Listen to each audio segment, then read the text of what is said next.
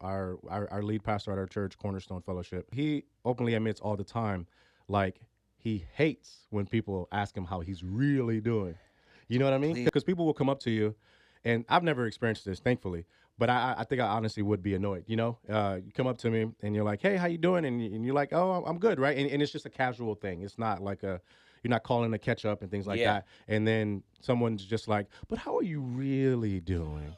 You're like, "Bruh, just give me my latte and write my name on it and let me move." You know what I'm saying?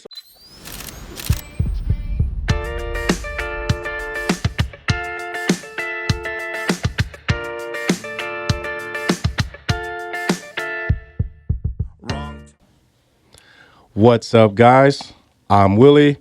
This is Marky Mark. And What's together we are the A.M.E.N brothers, A.M.E.N's Evangelical narrative. I'm super, super excited. This is a series of topics that I'm super passionate about, but it's just not really cool to talk about. But it's something that is actually one of the reasons why I consider Mark my brother, because I can talk to him about this level of things. And I think most, maybe not most, men with a good quality circle, they're gonna have at least one or two guys that they'll talk about these type of things in private. But Yeah.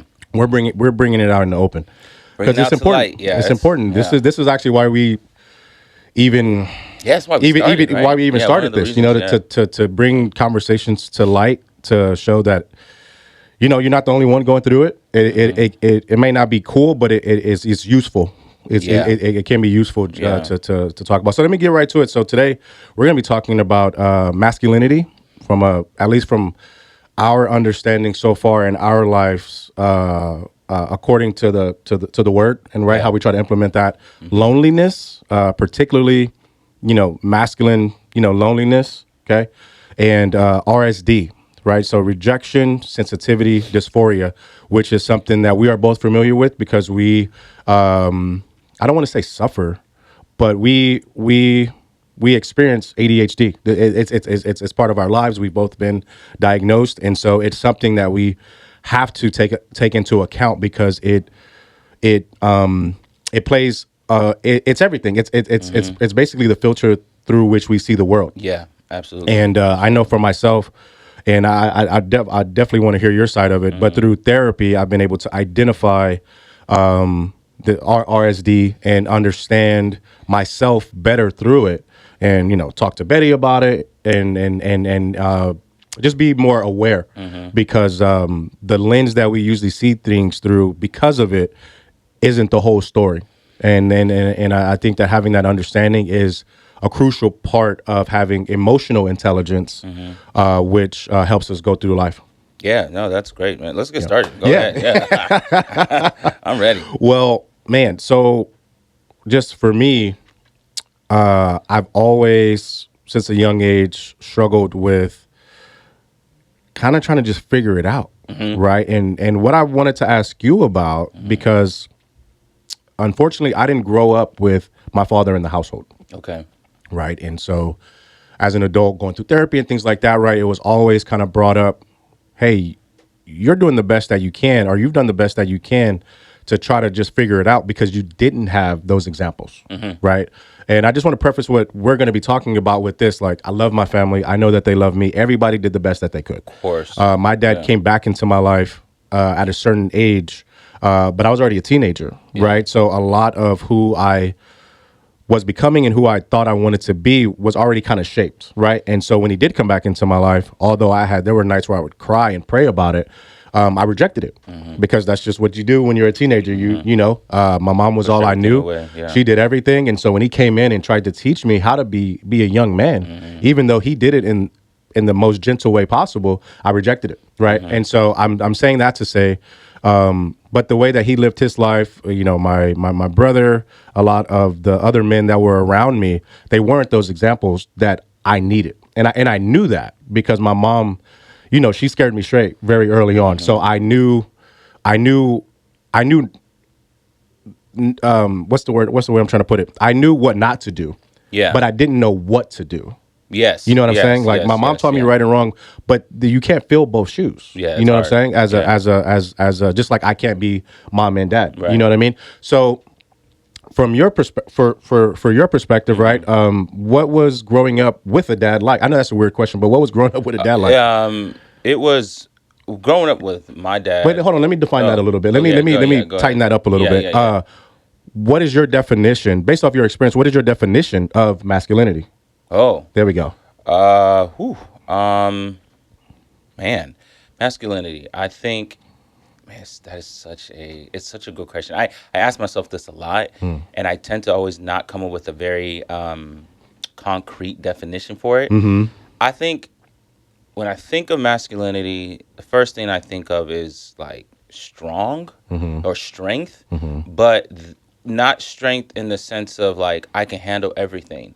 I think it's very dynamic and fluid. But I think now the more mature I've gotten, I think masculinity is power, in being able to provide when asked of, in the sense of like if somebody needs you to be empathetic, if somebody needs you to provide finances or provide help, like being a provider to me is masculinity in a sense. And I think when I always think of a masculine person, for me, I always think of confidence.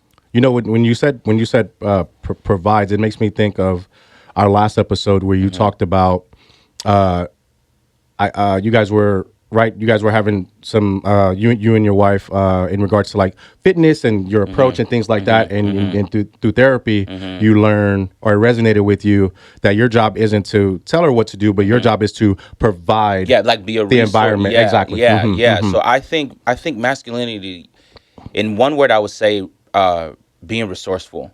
Okay. Yeah, it's Okay. like you're what's that tool that people use, the Like a Swiss Army knife. Swiss Army knife. Yeah. That's Yeah. what I think of masculinity. I like that. And so it's yeah. So that's what I think. I think you're there's this, I don't know, this pressure that I'll put on myself to be able to be very dynamic, not one way, being able to be a place where somebody can come to and find like, I can get help from this, I can get help from that, help from that. That's being masculine to me. Now, did you learn that from watching your father in the household growing up? That's what I want to know. That's what elements of him did you pick up? Yeah, from my dad, what I learned was perseverance. It's he isn't diagnosed, but I don't know if anyone knows, but ADHD is genetics. Yeah. It's not. It just pops up out of nowhere. Yeah, it's not nature versus nurture. It's nature. It's nature, right? Yeah. So, but the thing is, a lot of people go undiagnosed, right? Yeah, And yeah. you find out, if your school performance, we'll dig into that later. But Yeah. I think my dad had some sort of that, and I think that the way he raised me was coming from where he got raised. Now it was, it's a cycle. His father passed away when he was young. He had to come up and build himself up. He had older brothers and older sisters, but he was the one that took making something of his life a bit more seriously and more profound, and just happened to be that type of guy. So when it came to me, I think he learned a lot of like seeing how his children, he was there to be a resource, but let them fail to be successful, right? But he always had the emotional intelligence to like notice if something's going on, but where he kind of struggled was his communication. Okay. As a younger father, the older now he gets, it's much different. But for me, I think growing up, what he taught me was perseverance. He taught me tactical strategies, right? And then his masculinity was always like, you just never give up, right? That was something. Perseverance, like you said. Yeah, you just never give up, and it's okay to not do well, but it's not okay to it's okay to have excuses, but just not to give up. That was the biggest thing. Like for me, from remembering him, he was just like, if you can't do it this way, do it another way. I love that. I always just kind of have that mindset, like, especially in terms of like, say Betty and I are at odds about something, not necessarily like an argument or whatever, but I know she's really passionate about this particular approach that she want to take. I used to, before her, I used to be a little bit more rigid, let's just say. But now I'm like, well, let's let's go ahead and try it your way. We're not going to lose anything. Let's try it your way, because if it doesn't work out, well, we got to go with plan A, and we can do something else. You know what I'm saying? So yeah. Yeah. And another thing with masculinity that he taught me was being he was a very caring man. He loved to help people. Oh my gosh. Even if it was to his detriment in a way, his standard principle was just like, if I was in that position, I would want help. So now that I'm in a position to help, that was something he never really negotiated with. So growing up in my house, we had a lot of people in our home. We had a lot of people that I would hear him connecting with and doing that. And, and he wouldn't ask for anything. It would just be like, let me help you because I can, because he my dad, again, is empathetic. Like, I think I took that from him a lot, where I could feel people's pain or struggle, and he'd be like, dang, before they even said it. And it was like, man, I could do something here. So that's, again, goes back to that whole like resourceful thing, and that's what I grew up looking at. Masculinity was defined for me. I love that. And I this kind of ties into like the I guess another area, but it all ties in together, the being vulnerable, right? I think for maybe young men like ourselves, right, or at least when you're young, right, it's like machismo and right, super masculine, right? It's being sensitive or being vulnerable is looked at as a weakness. And so when I hear you talk about your dad, I hear the vulnerability. I hear the vulnerability, and I hear he's comfortable loving on people, right? And part of that, I'm just curious as to kind of where that came from. I don't know if you're able to answer that or not, but I think that feeling safe allows you to be vulnerable, whether it's your environment or, in my case, my faith. I never felt safe in my environment, right? Whether it was in relationships or in any kind of relation, in my environment, right? And so my willingness to learn how to be vulnerable in recent years came from the fact that I felt safe because of my faith. Yeah. Right? I knew that, or I believe that no matter, I'm okay being hurt. Yeah. Because I know that the Lord will pay me back. Right? He'll make things right. But my job, my role in the equation is I have to trust. I have to trust in Him. Yeah. Right? But that's scary. Yeah. Being vulnerable is scary. Giving yourself, right? Whether it's by the only time that I don't feel that is with my girls. That's the only time, because I know my job. That's my job. To love them, to be open enough to where they feel comfortable coming to me, and so one thing though that I know, that like we were talking about what not to do, is like, even though I had those things that I picked up from my dad, I think the one thing about me though is that because I had this innate ability to kind of pick up on people's emotions early, how do I put it this way? I think if I was a different kid, if I wasn't that type of person, I would feel like my dad was somewhat locked up in his own world. Oh, okay. And I think that's another, I think we're going to touch on it, but I think parts of my dad, and I think part of a lot of men that are very ambitious of providing, are alone. They have a sense of loneliness, and they're still trying to write their own story. Yes. That's necessarily, it's not that they're trying to, my dad never neglected me, right? But he was on this mission to be this man that he wanted to become. And I think that when things are thrown at you, and sometimes you may not have that North Star, I also watched how different things pulled him in different ways, and that is a typical like ADHD type of thing going on, a lens that we were talking about.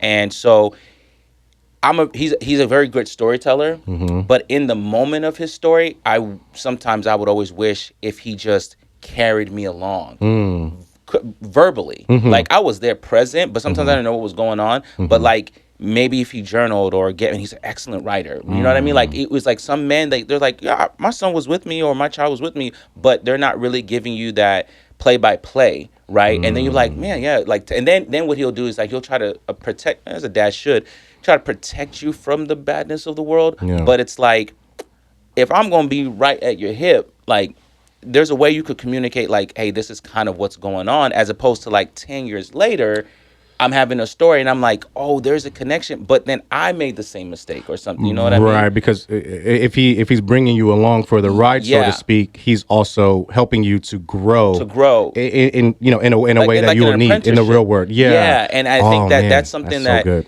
that it's not just my dad. I talk about it with a lot of my Nigerian friends. Like, that's just how we, or that's as you're talking, that's me. Right. I'm thinking about my girls, right? I'm everything that I do. I'm always like, all right, I'm just gonna get this done, and I'm not.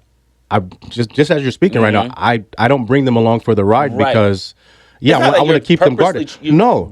Yes. But I'm also not giving them the game that they're going to need eventually anyway. And that's how I was raised. Right. See. So now, like, I'm glad you're hearing this because, like, one example I gave him, and my dad's done business. He's done accounting. He's done. Again, he's a great writer and just thinker. And one thing I would tell myself is like, I love math, right? And he's an accountant. He has an accountant skill. So I was stressed out like, man, I wish he gave me the game of accounting, of taxing, of doing this. And he can do it, but it wasn't in his, it just wasn't in, just didn't happen, right? But I knew I was capable of learning those things. But so it's like, you'll hear dads who have their own auto shops or whatever, like they're technical, they're engineers, and they're like, I know how to do this, but, or moms who are great chefs or cooks, right? But they don't put the game onto their girls, right? Because they're like, I've been so busy just trying to provide. I didn't think, oh, how do I pass on this recipe or, pass on this skill? Dang. You know what I mean? And so it's you're preaching right now. So so I think that with that, and it's hard because I'm not a parent yet, but I can only imagine just hearing some stories and just being able to take care of, having sisters. My parents gave me this like it's really honorable position to be like, at some point you're like their dad. That's kind of how our culture is, right? So being able to be there for them, I still even find myself like now learning like, dang, I didn't teach my sisters this. Like I didn't give them the game on this, and I'm trying to figure out now, but it's like life gets so busy. So I think, yeah, man, I think that like you were saying, your mom like not the do's, what not to do, but there was no one there giving you what to do. Yeah. Because again, we're all trying to survive, but I'm glad that we're breaking a cycle now, because I think this may put you in a position now where you're like, okay, how do I in a way tailor this to them so they can understand, not like, daddy, well, 15 years later, like, why did you make this decision? Or I feel like or they, they like, oh, I remember my dad telling me this.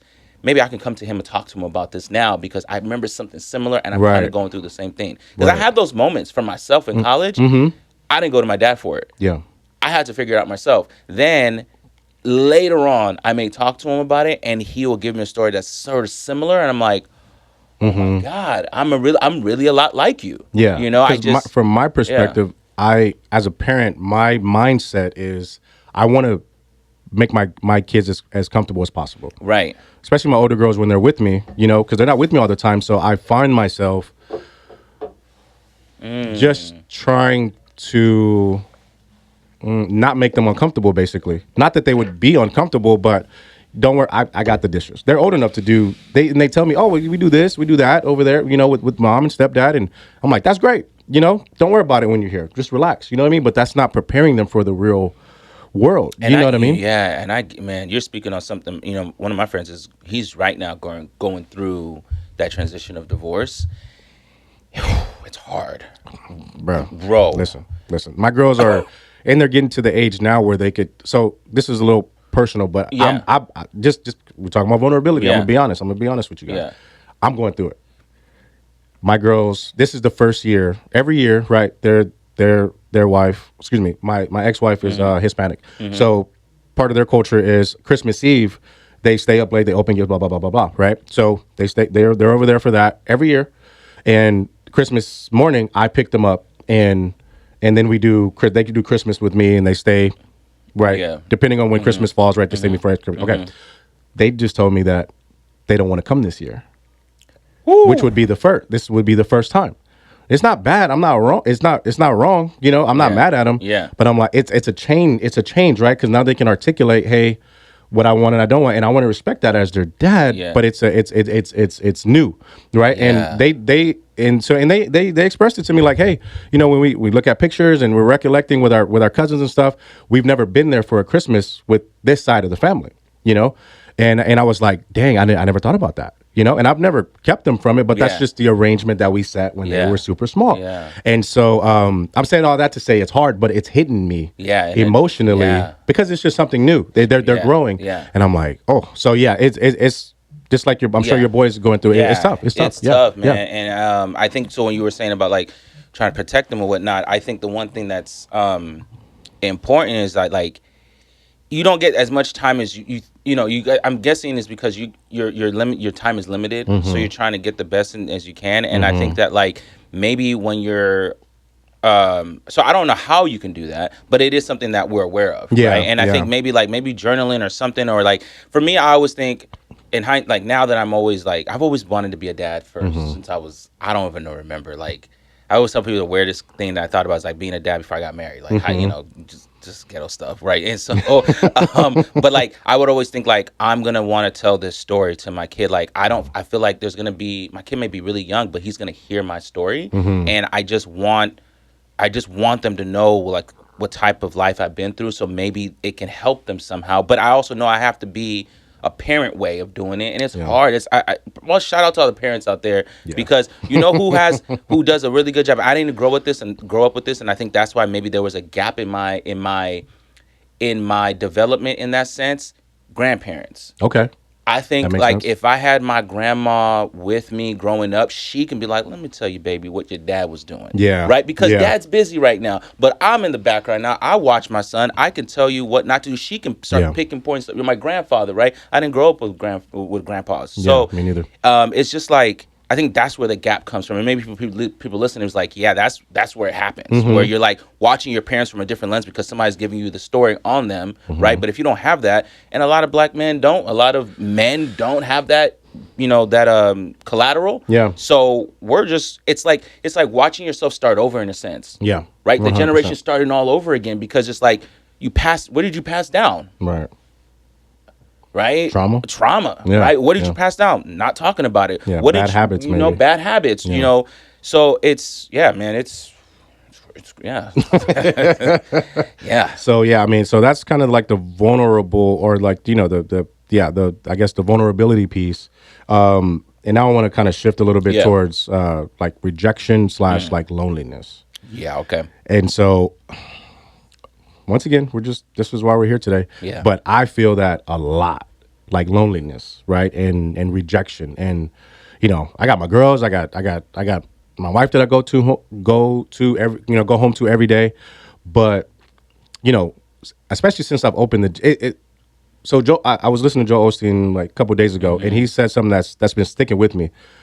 New levels, new devils, right? And like we already talked about, right? Like there's a certain lens that specifically men like us like see things through, and right? We know overall it's your perspective, right? It's your lens of the problem that's going to determine how you respond, right? And so it's always important that like we always talk about, you see things through, do your best to see things through like a faith-filled lens, right? But it's not always that easy, especially when you're neurodivergent like we are, right? And so even when it's not necessarily the case, I can feel rejected if I don't feel like I can or I should maybe go to Betty about something because I'm afraid that she's going to be like, like, what are you talking about? Like, that's not a big deal.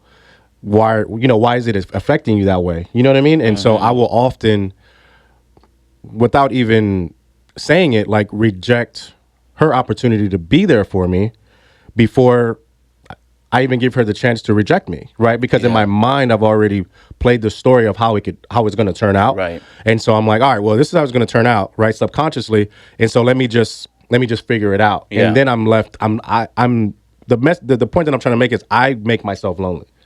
Right, I could put myself in a corner or in a cave by myself and self-loathe, and then I'm left feeling like nobody's there for me. But I've done it to myself. That environment. You know what I mean? So you're saying that the precursor to your loneliness is your fear of rejection.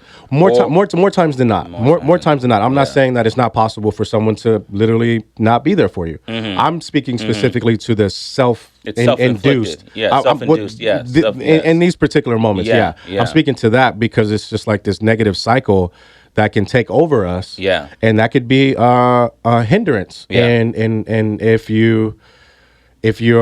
that gets really bad, unfortunately, it could result in really bad things. Right. You see what Right. you know what I'm saying? Right. And so Right. that's why I'm grateful for people like you. Obviously, I'm grateful for my faith and people that. But there could be some really dark moments where you feel alone and struggle. How do you feel? How do you deal with, or do you deal with a quote unquote loneliness? Right? You're married. You're busy. You got friends. You got family. How do you deal with it? For me, man, it can be. So I'm naturally an introvert. Yeah. So I get recharged by being alone, doing things that I want to do by myself. Yeah. And so, which is necessary for us. For yes, yeah, absolutely. If you have ADHD and you're an extrovert, I don't think you know what the definition is. That's just me. Yeah. So we're talking about a very specific type of loneliness. Yes. Not that we don't want to be alone. We're not saying that at all. No. So for me, like, I know that if a lot of ideas come in my mind, and like you said, new levels, new devils, right? And a lot of things will be presented to me, right? And I'm just like that dopamine hit of the novelty of like, oh, because for me, like us not having, we're trying to get dopamine hits. Yes, naturally, yes. we don't. Our prefrontal doesn't get that. Right. So we're like, what makes sense? What's the adrenaline? What can get us up? Started, whatever. So sometimes with loneliness, like I'll have this new idea, and I noticed a lot with my wife where like I would bring up all these new ideas, and I could see that it would be like kind of weighing her down, or it'd be like, dang, you trying to do this and do that, and so I would take it as I'm getting rejected. Yep. I'm not getting accepted, or I'm like somehow my mind would be like I'm being judged, right, and not kind of seeing and not even accepting the fact that maybe this person is looking out for my best interest, right? So what started happening in the beginning of our relationship, I would just start having these ideas and be like, nah, they're not going to like it. I'm just going to do this on my own. I'm going to do this on my own. I'm going to do this on my own. I'm going to do this on my own. And then what happens is I crash, right? And so, and then, or not going to somebody else to talk about it, that's again, that sense of loneliness. And I think I saw that a lot with my father.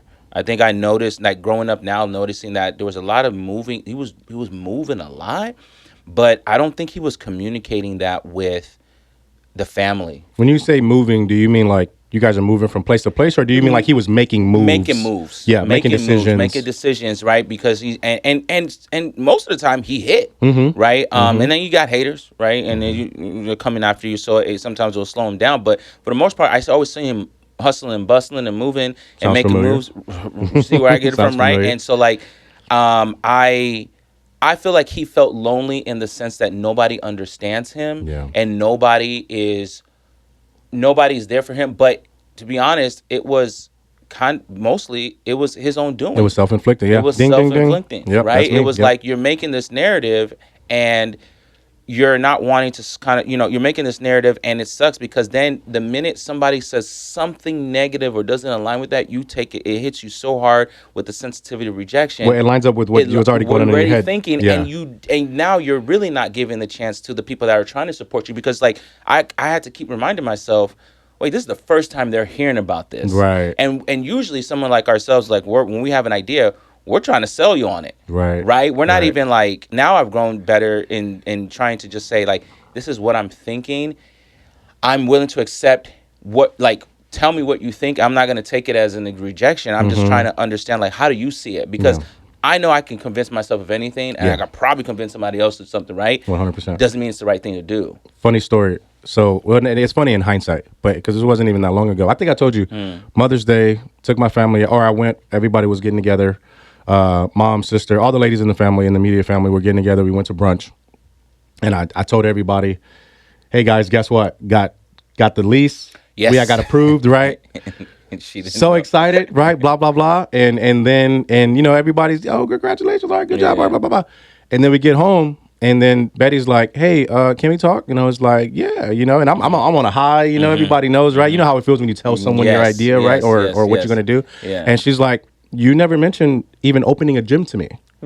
Good Lord. And I hadn't realized it. Yeah. But in my mind, when I think about it, in my subconscious mind, it's like, okay, I'm going to tell her when it's a finished product and I got all my ducks in a row and I can give her everything, right?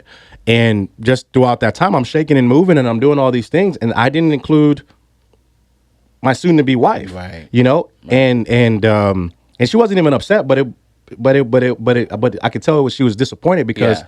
she sat there amongst my family, Yeah. you know, and didn't know, so she felt out of the loop.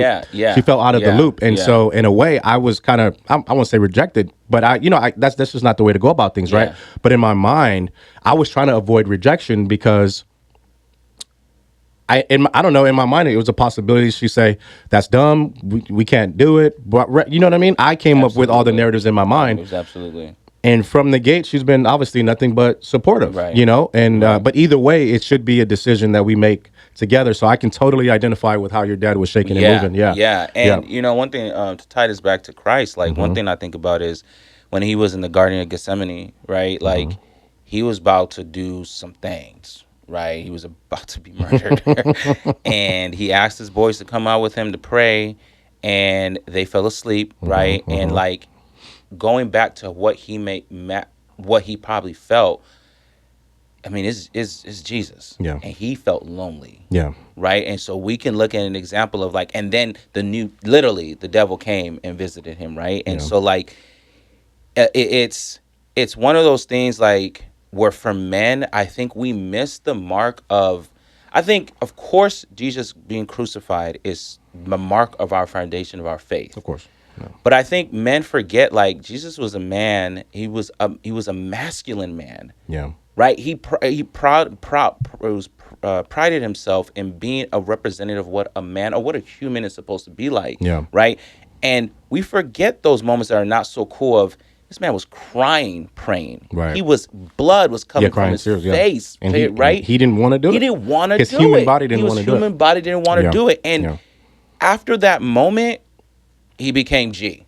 Right, he became Jay. He became the most powerful being on. Like he was already that, but like because of his down moment, because of his the strife he was going through, the vulnerability he was having. Right, that's what I needed to hear. It created him to be like, you know what, I'm about to stand on all 10, and I'm about to do this because I have a mission. Right, well, it's like when we come to the end of ourselves. Yes. Right, then that's when Christ can intervene. Right, you know, and so it wasn't until he was vulnerable that he was exalted. Yes. You know, and I think that's an important message for men to hear. Yes. You know, because that's something that I'm aware, but I'm still working on. Yes. I can't, you know, accept, receive, hear, understand that I am loved if I'm not being vulnerable and letting it in. Yeah. Because otherwise, all I'm doing is pushing it away. Yeah. All I'm saying is I'm good right here by myself. Yeah. All I'm saying is I got it. And then at the same time, it's not just that we're pushing our physical people, like human relationships, away. We're also saying, hey, God, I got it. Right.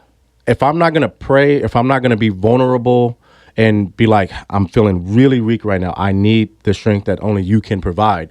If we're not being honest with God, well, obviously being vulnerable with people is off the table because we haven't experienced or we haven't, you know, reflected on the times when we were vulnerable and he came through. Yeah. You know what I mean? And because it's a step-by-step process. You can't have one without the other. You know, you just hit me with something. This is how, like, I'll give you like a scenario, a cycle of how what we're talking about. If you're not willing to be vulnerable, to open up, like this is how things happen with men. So, I have a friend, and obviously a guy, and he grew up with a father like kind of different from us. Yeah. Yeah, in the sense where his father wasn't mostly around. He gambled, right, and so. He was there, but he wasn't. He was there when he was there. He was there when the money was low. When the money was low, he was gone when the money was high, right? Yeah. And so this my friend didn't grow up with a positive male role model, right? And so he, you know, went and did things on his own, built himself up, and he basically fell in love, right? Okay. And so he met a woman, he fell in love and whatnot, and so that broke off because he was young and things didn't work out, and he was like, I didn't think I was ready. Yeah. Bro, it turned around 8 years later where he never talked about this. Right? And so he finally opened up, and God willing, we've been friends for some time, and he just was able to open up and talk to me about his situation. And he was like, and before he did it, he was like, I'm sorry, I'm about to be weak. And I'm so glad he told me that, because I was like, bro, be weak, Yeah. open up. I hold his forearm and told him, like, let it go, man, take your time. And he, started bawling, and was just like, you could just see the release coming out of him, and him finally telling me like what was on his mind. Man. And that the power in that, being able to, first of all, be the person expressing yourself finally with something that's been on your heart for a long time, Yep. right? Something you've been yearning. Man, we We yearn. need it. We need We it, need right? it. You're Yeah. yearning, but he didn't. He literally, in that, after he told me, he's like, I haven't felt safe to tell anyone this. Right now that I've told him, and I'm telling him it is okay, right? And he's asking me questions now. Like, you can see now, he's like, it's just like breathing again. He's breathing, and I just met the guy, right? And so I praise God for that moment, and hugged it out, and we talked more about it. And it's just like, if he had somebody within those 8 years that he could have trusted, could have been his father, could have been his uncle, right? This trauma that he's been dealing with could have been gone. Yeah. Could have been resolved. He could have been healing. Yeah. Now, luckily, I think his healing process is finally starting. Yeah. But how many men do we know? How many people do we know are still struggling with some stuff because they wouldn't get down on their knees like Jesus did, or anybody did, to be vulnerable? The key to healing is get that vulnerability out there. Yeah. Obviously with a trusted person, but if you're not praying to God about it, it's just going to take a really long time. And in my experience, or never.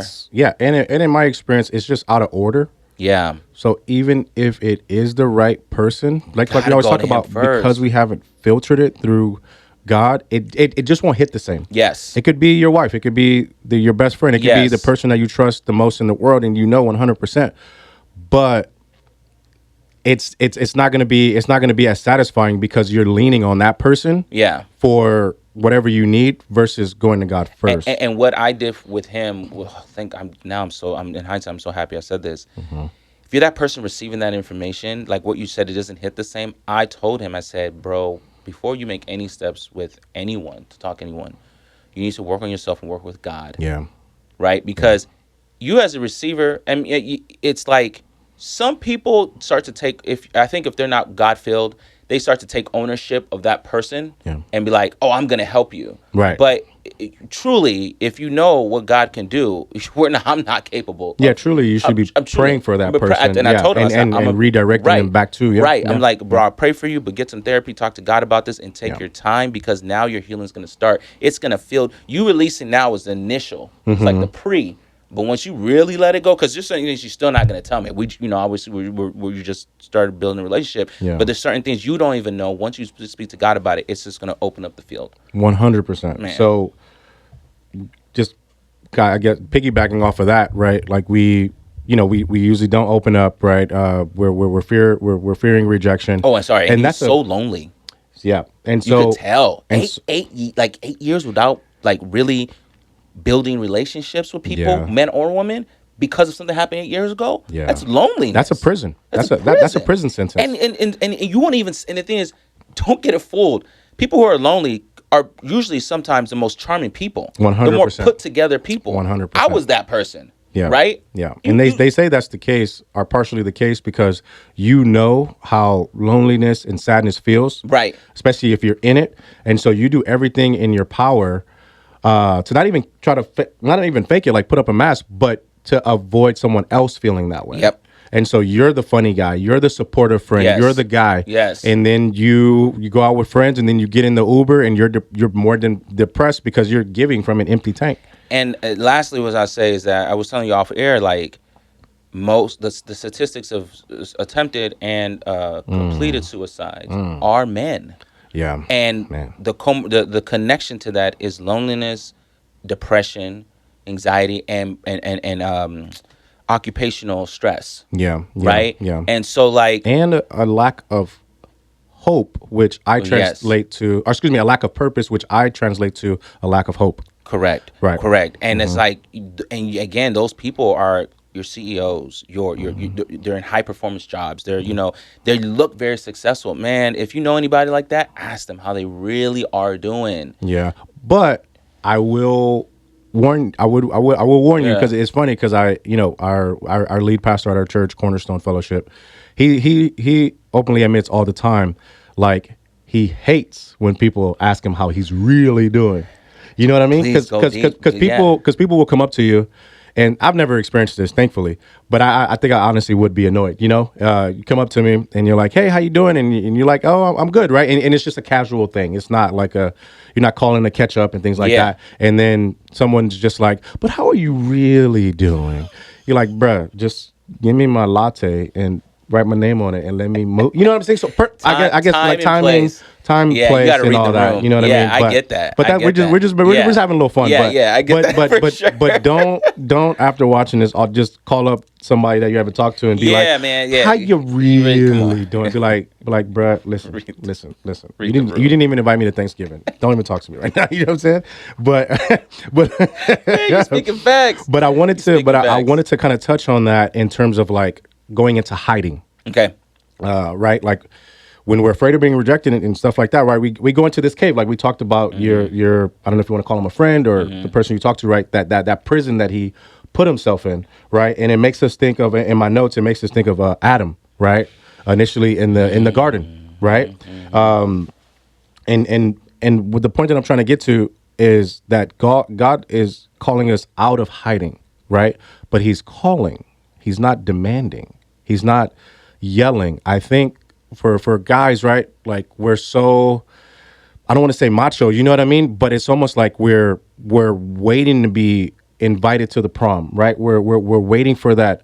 Maybe not waiting, but we want that invite. We want that validation of, hey, I am loved. I am caring. We want somebody to say, I love you. You can open up to me. You can talk to me. But when with the noise of the world and all that, it could drown out God, and we could miss or choose to ignore, depending on how deep we are in our own pain and in our own mission or struggle, to where we maybe not knowingly, not even knowingly, like reject God, but we miss that calling. You know what I mean? And in Genesis 3, God asks Adam, where are you? You know what I mean? He's calling him out of hiding, right? He's like, why are you naked, right? Or they realize that they were naked after they sinned, right? So they go into hiding instead of being honest with God, right? And First Peter says, cast your cares on Him, right? So don't go into hiding and think you got to deal with it all alone just because you made a mistake. That's the opportunity, right? To repent, which I think is a really big word that I think scares people into thinking, I made a mistake. Okay, now if I go to God and I repent, then that means that I can't make another mistake.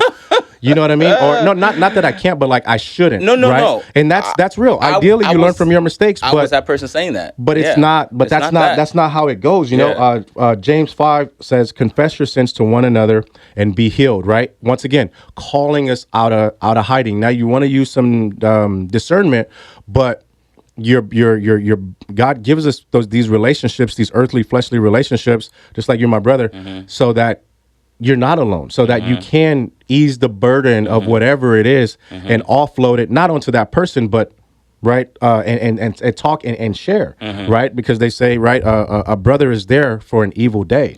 You know, a Yes. brother, a sister, whatever it is. Yeah, You know, it does say in the Bible to make sure, like, confess your sins to your brothers and sisters. Like, find somebody to be a confidant. Yeah. You know, it's funny that I just thought about it. Was like, I don't know if it's an oxymoron, but it's funny when you were talking about hiding.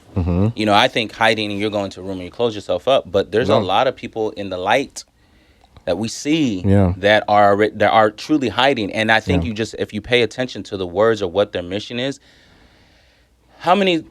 I love music. Yeah. I love the music. You know, I love hip hop. I love all types of stuff like that. But like, how many times have we heard like a lot of songs or a lot of coming up artists are all about money? yeah, Right? Money is that I feel like now when I hear that, it's like, man, I'm trying to come up. I'm trying to get this money. I'm trying to get this bread. I'm trying to do this because if I have the bread, then everything is going to be better. I can change all this and that. Yeah. That to me is somebody who's hiding from pain or Yeah. hiding from struggle or hiding from trauma and thinking that they're basically telling you, if I have money, my problems go away. So you're telling me there is a problem. right. You're right. hiding from a problem. Right. And you think that the money is it's gonna distract you Yeah.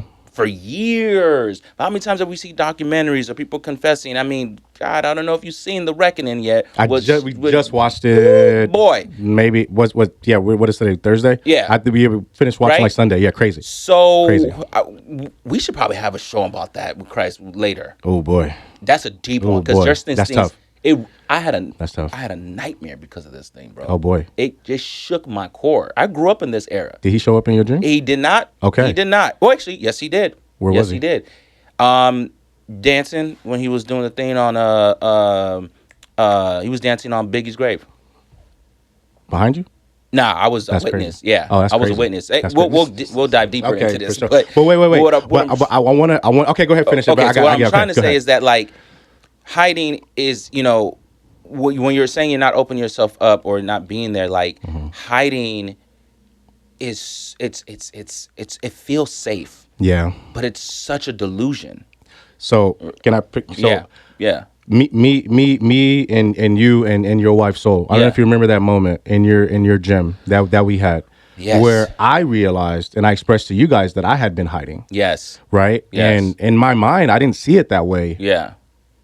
I thought I was being authentic, and I thought, I was missing the vulnerability piece. Yes. And once again, I didn't see it that way in the moment. I thought I was being pretty open, pretty vulnerable, but I keep everybody at a distance because I was afraid of being judged. Yes. I was afraid of rejection. I was afraid that this whatever, because I'm a trainer, right?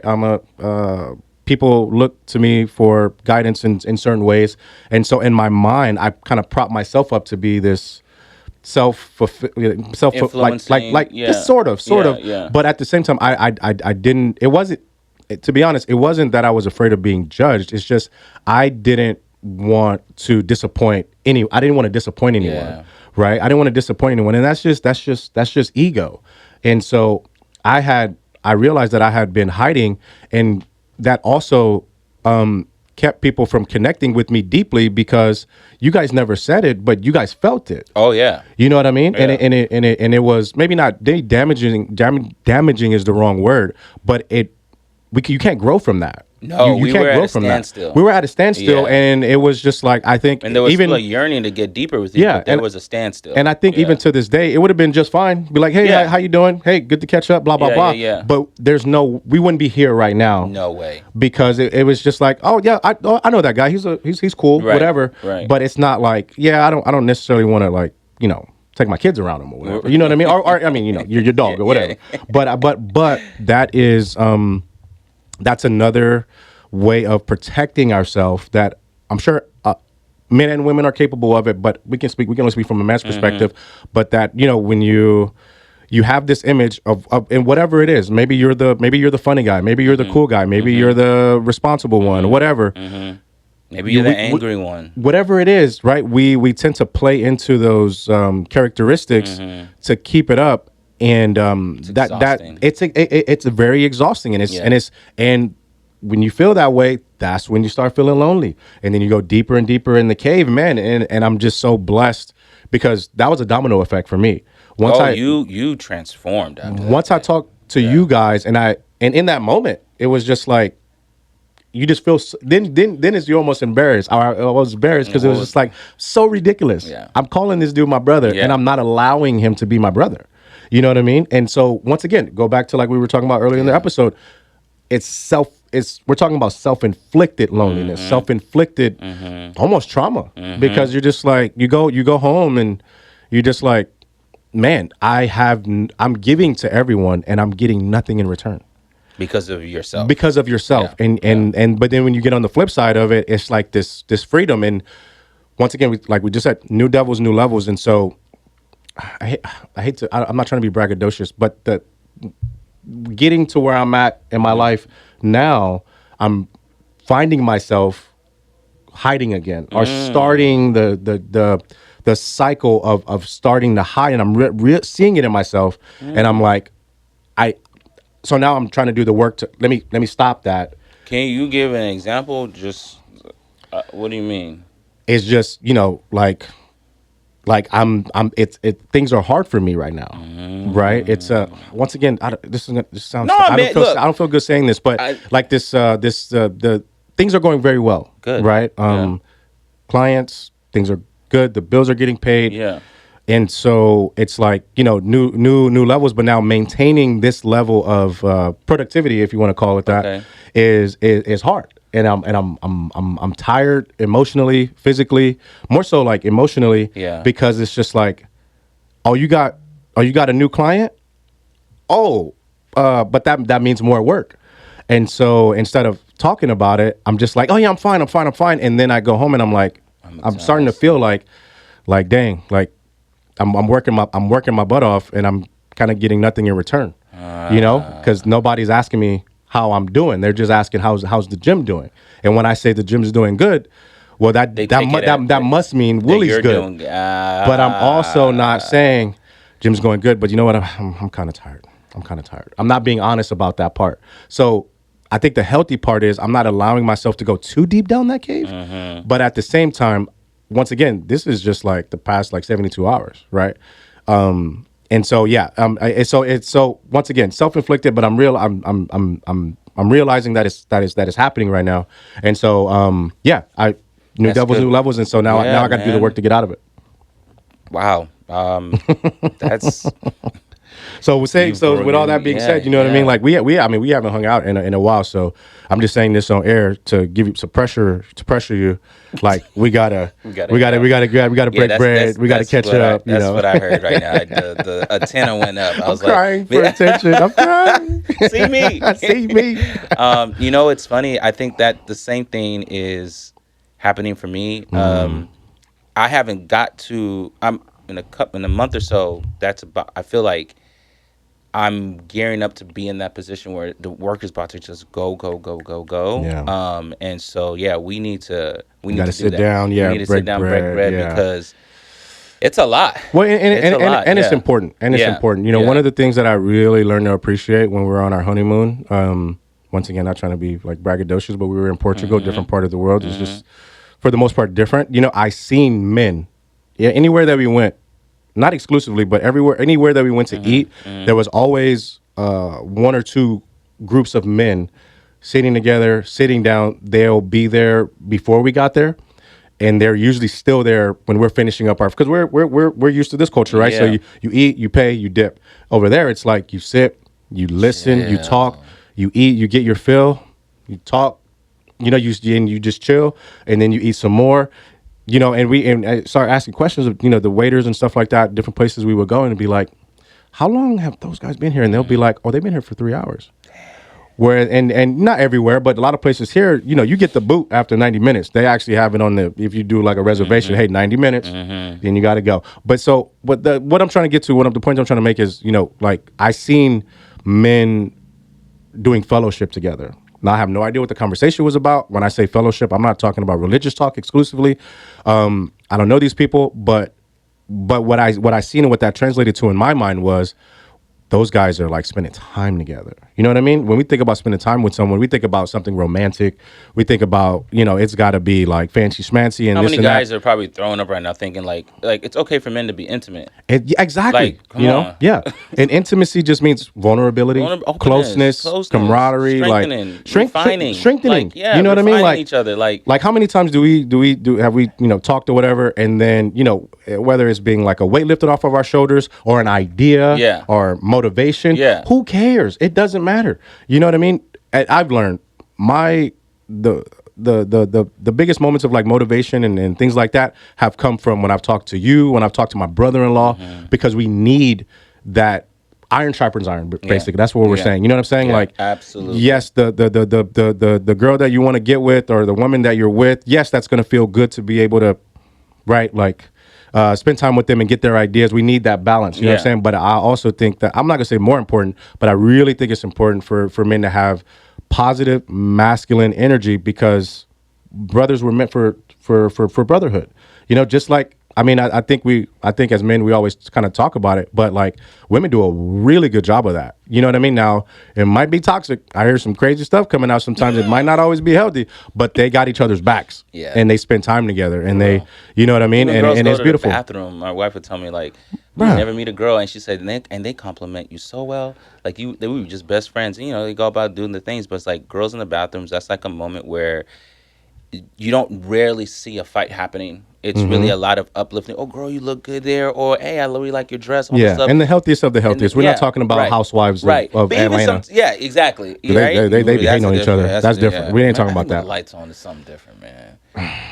I'm Anyway, yeah. I ain't even going there. Yeah, I'm I gonna ain't stay even away going from there. that. That's But dangerous. anyway, Yeah. yeah. So I think you're absolutely right, man. Like that being masculine, I think I just added a new one to that definition, is not only being resourceful, but yearning for connection. Allowing Yeah, yourself allowing to be yourself. vulnerable Yeah. and allow yourself Yes. for connections to Yes. happen. Yeah. I think Yeah. that's a big deal. Yeah. Wow, that's great. Awesome. Man, Well, right. our purpose of this show of us coming together is partially to spend time together. Yeah. Yeah, we're And busy. Yeah, this is good. and and hopefully you are inspired, right? Hopefully you're inspired to, if that's an area that you struggle with. I know it's still something that I work on. Make those connections, make those phone calls, whether it's men or women. But I think if you're a man, I think it's very, very important to have a solid group of guys. Now because we're introverts, at least I can't speak for you, but my circle is very small. My circle is very small. I mean, you were at my wedding, and my best friend from high school. My nephew couldn't be there at the time. I would include him in that. And as far as my intimate circle, that's it. That's it. And I have people that I'm very cool with, that I would consider a friend. But there's like tiers, and I've learned that that's okay. That's very because okay. It's part of healthy. me growing was like understanding like everybody doesn't have to be on the same level. Yes. Right. Of like friendship or whatever. Yes. Yeah, it's important to have tiers. But anyway, Yes. hopefully this was helpful. Yeah. If nobody's told you that they love you today, I know I love you. I love I know you. Mark loves you. I We love love you. you. Yeah, And for real. that's it. So you want to pray us out? Yeah, sure. Lord, we just thank you for this day. We thank you for this moment. We thank you for this show, honestly, and this topic. We ask for anyone who's listening, if there's anything that they get from today, is that being connected, being vulnerable, is the way of just opening up a different level in a relationship with you, themselves, and others around them. We pray for those that are having thoughts of harming themselves, or those that are suffering from loneliness or rejection, and we just ask that you put a hand over them, hug them, speak to them, let them hear the call that you've been calling, but let it be a little louder today, God, so they can be able to open their eyes, cry with you, and know that they're not alone. They don't have to be alone, and if you can send an angel towards their way, to just again give them a firm foundation, in all aspects of their lives. We thank you for this for this moment, for being able to exalt you and acknowledge your presence in our lives, and just continue to strengthen us, and help me and Willie set up a date so we can we can chop it up and break bread. For real, because we're gonna procrastinate. The show is gonna procrastinate. In Jesus' name we pray. Amen. Amen. Love you, bro. Amen. Peace.